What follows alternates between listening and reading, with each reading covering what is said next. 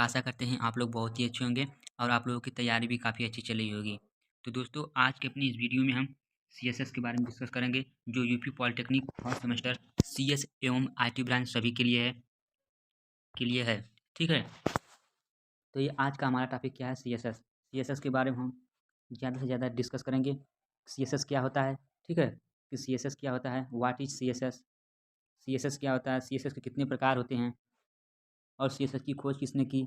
ठीक है, ये सभी चीज़ें हम लोग डिस्कस करेंगे फुल वीडियो में। ठीक है, तो आप लोग मेरे चैनल पर पहली बार आए हैं तो वीडियो को लाइक कर दीजिए तथा चैनल को सब्सक्राइब कर दीजिए। ठीक है, तो चलिए आपके आज के अपने इस वीडियो को स्टार्ट करते हैं।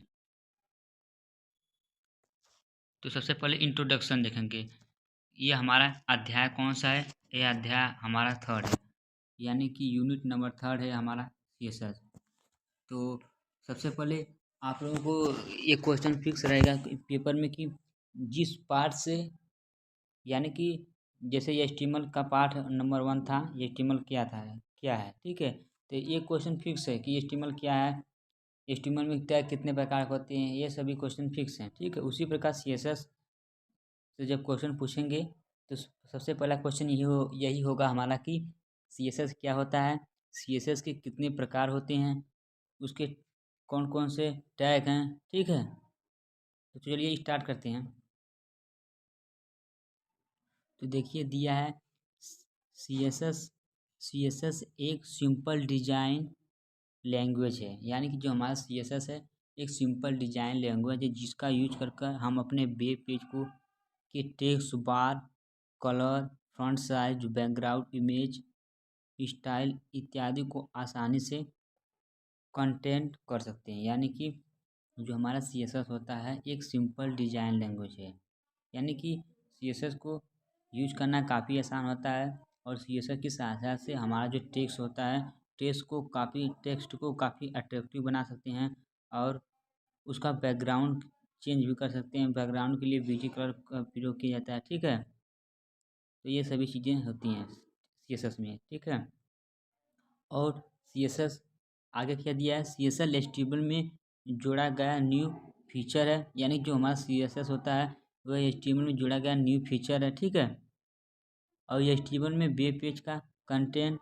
डिजाइन किया जाता है और सीएसएस का यूज करके अपने वेब पेज के कंटेंट को अट्रैक्टिव बनाया जा सकता है। यानी कि जो हमारा सीएसएस होता है, सीएसएस की सहायता से हम अपने वेब पेज जो हमारा होता है उसको काफ़ी क्या बना सकते हैं, अट्रैक्टिव बना सकते हैं। ठीक है, तो सीएसएस की सहायता से हम अपने वेब पेज को क्या बना सकते हैं, अट्रैक्टिव बना सकते हैं। ठीक है, और सीएसएस का फुल फॉर्म क्या होता है तो आप लोगों को मैं बता दूं कि सीएसएस का जो फुल फॉर्म होता है, सीएसएस का फुल फॉर्म होता है कास्केडिंग स्टाइल शीट, यानी इसका फुल फॉर्म है। ठीक है, आगे क्या दिया है देखिए, सीएसएस को W3 यानी कि वर्ल्ड वाइड वेब द्वारा डेवलप किया गया था। इसके कई वर्जन हैं। ठीक है, यानी कि जो सीएसएस था उसको W3 यानी कि वर्ल्ड वाइड वेब द्वारा डेवलप किया गया था। आप सीएसएस यानी कि सीएसएस का क्या क्या एडवांटेज है। ठीक है, पहला है सेव टाइम, यानी कि सीएसएस का यूज कर हमारा टाइम होता है, टाइम कंज्यूमिंग को कम कर सकते हैं। ठीक है, सीएसएस को यूज करने से अपने वेब पेज डेवलपर का टाइम बचता है। ठीक है, और आगे क्या दिया है, क्योंकि एक सीएसएस फाइल को कई एचटीएमएल पेज में यूज किया जा सकता है और सेलेक्टर का यूज करके एलिमेंट को एक साथ स्टाइल किया जा सकता है। यानी कि सीएसएस का यूज करके हम अपना टाइम कंज्यूमिंग को कम कर सकते हैं। ठीक है, दूसरा हमारा क्या दिया है इसका feature, fast loading of page, यानी जो हमारा सीएसएस होता है उसका लोडिंग काफ़ी फास्ट होता है। ठीक है, यदि हम अपने वेब पेज डिजाइन में सीएसएस का यूज करते हैं तो हमें हर बार एचटीएमएल टैग को एट्रीब्यूट लिखने की आवश्यकता नहीं होती, क्योंकि सीएसएस स्टाइल में सभी एट्रीब्यूट परमा प्रॉपर्टी को एक स्टाइल टैग के अंदर डिफाइन किया जाता है, जिससे पेज कोड छोटा हो जाता है और पेज फास्ट लोड होता है। यानी कि जो हमारा सीएसएस होता है उसकी जो लोडिंग होती है वेब पेज पर काफ़ी फास्ट होती है। ठीक है, और तीसरा हमारा क्या दिया है, इजी टू मेंटेन, यानी कि सीएसएस को यूज करना काफ़ी आसान होता है। ठीक है, CSS के द्वारा वेब पेज को मेंटेन करना इजी होता है। यदि हमें किसी प्रॉपर्टी की वैल्यू को चेंज करना होता है तो केवल स्टाइल में वैल्यू को चेंज करने से उसका वेब पेज में चेंज हो जाता है। यानी कि जो हमारा CSS होता है उसको यूज करना बहुत ही आसान होता है। यदि हमें उसकी वैल्यू को चेंज करना है तो केवल स्टाइल लिख देंगे। स्टाइल लिखने के बाद उसके बाद उसकी जो वैल्यू होती है सभी चेंज हो जाती है वेब पेज पे। ठीक है। अगला हमारा चौथा नंबर क्या दिया है, प्लेटफार्म इंडिपेंडेंट। यानी कि जो हमारा CSS होता है वो प्लेटफार्म इंडिपेंडेंट होता है, यानी कि किसी भी प्लेटफार्म पे यूज किया जा सकता है। ठीक है। तो देखिए क्या दिया है, CSS का use all operating system devices में किया जा सकता है। यानी कि CSS का यूज हम सभी प्लेटफार्म OS और अन्य डिवाइसेस पर कर सकते हैं। ठीक है। ये तो हमारा हो गया फीचर। तो फीचर के बाद क्या हमारा दिया है उसका सिंटैक्स, यानी कि CSS को हम लिखते कहते हैं। ठीक है। सबसे पहले क्या लिखे थे, सेलेक्टर। सेलेक्टर के बाद लिखेंगे प्रॉपर्टीज। प्रॉपर्टी के बाद ठीक है उसकी वैल्यू देंगे। वैल्यू लिखने के बाद सेमी कॉलन, उसकी वैल्यू लिखने के बाद कर्ली ब्रैकेट्स में प्रॉपर्टीज और वैल्यू को क्लोज कर देंगे। ठीक है। आगे क्या दिया है, CSS जो हमारा होता है उसके सेलेक्टर कितने प्रकार के होते हैं। CSS सेलेक्टर दो प्रकार के होते हैं। ठीक है। आई होप दोस्तों आपको वीडियो पसंद आ रहा होगा। यदि वीडियो पसंद आ रहा है तो वीडियो को लाइक कर दीजिए और चैनल को सब्सक्राइब करते रहिए। ठीक है। आगे दिया है सेलेक्टर। सेलेक्टर क्या होता है, यानी कि CSS में जो हमारा होता है वो सेलेक्टर क्या होता है। ठीक है। यदि आपसे आपके पेपर में पूछे सेलेक्टर किसे कहते हैं तो क्या बताएंगे आप लोग, तो सेलेक्टर एक HTML टैग है। यानी कि जो हमारा सेलेक्टर होता है क्या होता है, एक HTML टैग होता है जिस पर हमें CSS प्रॉपर्टी अप्लाई करनी होती है।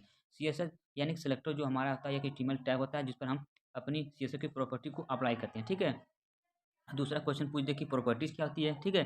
तो प्रॉपर्टी HTML एलिमेंट का एक एट्रीब्यूट है जिसकी वैल्यू सेट के द्वारा सेट की जाती है। यानी कि जो हमारी प्रॉपर्टी होती है वह HTML एलिमेंट का एक एट्रीब्यूट होता है जिसकी वैल्यू सेट की जाती है। ठीक है।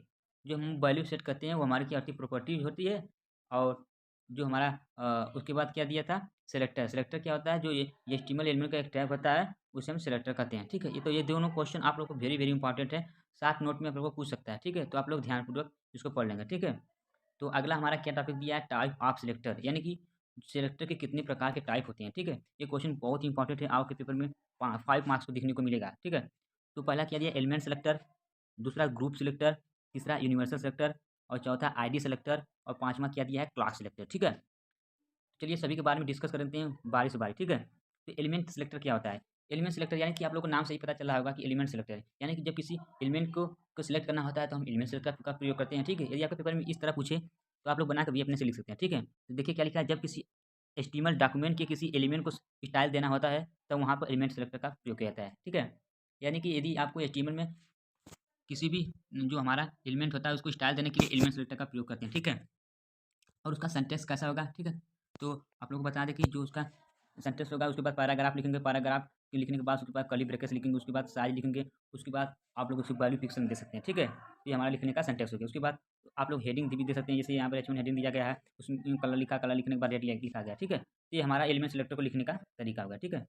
और दूसरा हमारा क्या दिया, ग्रुप सेलेक्टर। एक ग्रुप सेलेक्टर से आप लोगों को समझ में आ गया होगा कि आप लोगों को जब जो हमारा एलिमेंट होता है उसको ग्रुप में सेलेक्ट करना होता है तो ग्रुप सेलेक्टर का प्रयोग करेंगे। ठीक है। ये हमारा ग्रुप सेलेक्टर हो गया। ठीक है। तो ग्रुप सेलेक्टर को लिखने का तरीका किस प्रकार है, तो चलिए आप लोगों को देते हैं। ठीक है। तो सबसे पहले H2 लिया गया। H2 लेने के बाद पैराग्राफ लिया गया, फिर H1 हेडिंग लिया गया। उसके बाद कर्ली ब्रैकेट के अंदर लिखेंगे, कलर लिखेंगे। कलर लिखने के बाद कलर जो आप हिसाब से आप जाए जो भी कलर देना चाहते हैं, यहाँ पर रेड कलर दिया गया। उसके बाद कॉमा दिया गया। उसके बाद बॉर्डर बॉर्डर की वैल्यू फिक्सन लिखी गई है। ठीक है। तो ये हमारा क्या हो गया, ग्रुप सेलेक्टर। ठीक है।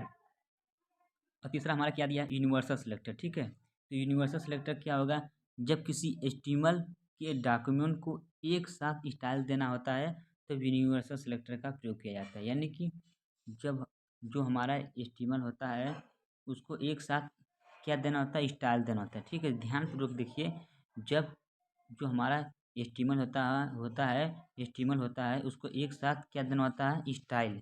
स्टाइल देने के लिए इसका प्रयोग करते हैं। ठीक है। यूनिवर्सल सेलेक्टर का प्रयोग करते हैं। ठीक है। और चौथा हमारा दिया है ID सेलेक्टर। ID सेलेक्टर क्या होता है, HTML डॉक्यूमेंट के किसी स्पेशल एलिमेंट को सेलेक्ट करने के लिए ID सेलेक्टर का प्रयोग किया जाता है। ठीक है। यानी कि जो हमारा ID सेलेक्टर होता है वो स्पेशल एलिमेंट को सेलेक्ट करना होता है, यानी कि पर्टिकुलर एलिमेंट को सेलेक्ट करने के लिए आरए सेलेक्टर का प्रयोग किया जाता है और उसको हैश से इंक्लूड करते हैं, ठीक है। अ, सबसे पहले क्या लिखें, हैश आईडी नेम, उसके अंदर काली ब्रैकेट्स के अंदर प्रॉपर्टीज लिखेंगे, फिर उसके बाद उसको वैल्यू लिखेंगे, ठीक है। फिर H1, फिर उसके हैश लिखने के बाद आईडी लिखने, आईडी 1 लिख देंगे, फॉन्ट साइज, वैल्यू दे देंगे, कलर दे देंगे, तो ये हमारा क्या हो गया, आरए सेलेक्टर, ठीक है। देखिए, दो एलिमेंट में केवल एक आईडी नहीं अप्लाई होती है, ठीक है। यानी कि जो हमारा नोट पॉइंट में मैं क्या लिखा हूँ कि दो एलिमेंट में केवल एक आईडी अप्लाई नहीं होती है, ठीक है। तो ये हमारा नोट पॉइंट था। अगला नोट पॉइंट हमारा क्या दिया है कि एक एचटीएमएल डॉक्यूमेंट में सेम एलिमेंट आईडी के दो एलिमेंट में प्रेजेंट नहीं हो सकते हैं, क्योंकि डॉक्यूमेंट में प्रत्येक आईडी यूनिक होती है। यानी कि जो हमारा एचटीएमएल डॉक्यूमेंट होता है उसमें सेम आईडी के दो एलिमेंट प्रेजेंट नहीं हो पाएंगे, ठीक है, क्योंकि जो हमारे डॉक्यूमेंट में प्रत्येक आईडी होती है एक यूनिक होती है, ठीक है। देखिए, मैंने अब सेलेक्ट उसका सिंटेक्स लिखा है। सबसे पहले बॉडी लिखा, बॉडी को लिखने के बाद उसका आईडी नेम दे दिया, उसके बाद बॉडी को क्लोज कर दिया। ये हमारा आईडी सेलेक्टर को लिखने का तरीका होगा, ठीक है।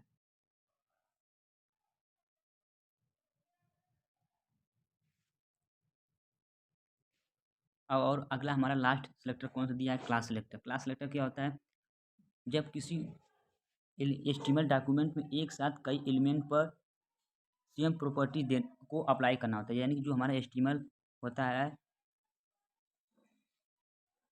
उसको सेम प्रॉपर्टी को अप्लाई करना होता है, तो हम लोग क्या प्रयोग करते हैं, क्लास सेलेक्टर का प्रयोग करते हैं, ठीक है। क्लास सेलेक्टर बनाने के लिए डॉट साइन के बाद क्लास का नेम लिखा जाता है। यानी कि जब हम लोग क्लास सेलेक्टर बनाते हैं सबसे पहले क्या लिखेंगे, डॉट साइन लिख देंगे, लिखने के बाद उसका क्लास सेलेक्टर को बनाएंगे, ठीक है। उसका सिंटेक्स देखिए किस प्रकार दिया गया है, डॉट क्लास नेम, उसके बाद उसके कर्ली ब्रैकेट्स में प्रॉपर्टी लिखी गई, प्रॉपर्टी लिखने के बाद उसकी वैल्यू, ठीक है। तो हमारा क्लास सेलेक्टर को लिखने का तरीका हो गया। इसको हम लोग को यूज कैसे करेंगे, बॉडी बॉडी में इसका यूज किया जाता है क्लास सेलेक्टर का। क्लास सेलेक्टर को यूज करने के लिए हम लोग बॉडी टैग का प्रयोग करते हैं। उसके बाद पैराग्राफ लिखेंगे, पैराग्राफ लिखने के बाद क्लास लिखेंगे, फिर पैराग्राफ को क्लोज कर देंगे, ठीक है। उसके बाद उस हम लोग H1 हेडी भी दे सकते हैं। ये हमारा क्लास सेलेक्टर का लिखने का तरीका होगा, ठीक है। तो आई होप दोस्तों आज का आप लोगों को वीडियो आप लोगों को पसंद आया होगा। यदि आप लोगों को वीडियो पसंद आया दोस्तों, तो प्लीज़ अपने दोस्तों के साथ भी शेयर करें दोस्तों वीडियो को, जिससे उनका भी फ़ायदा हो सके, ठीक है। और मेरा भी पढ़ाने का जो मोटिवेशन बना रहे। मिलते हैं एक नए वीडियो में, तब तक के लिए पढ़ते मुस्कुराते रहिए। जय हिंद, जय भारत।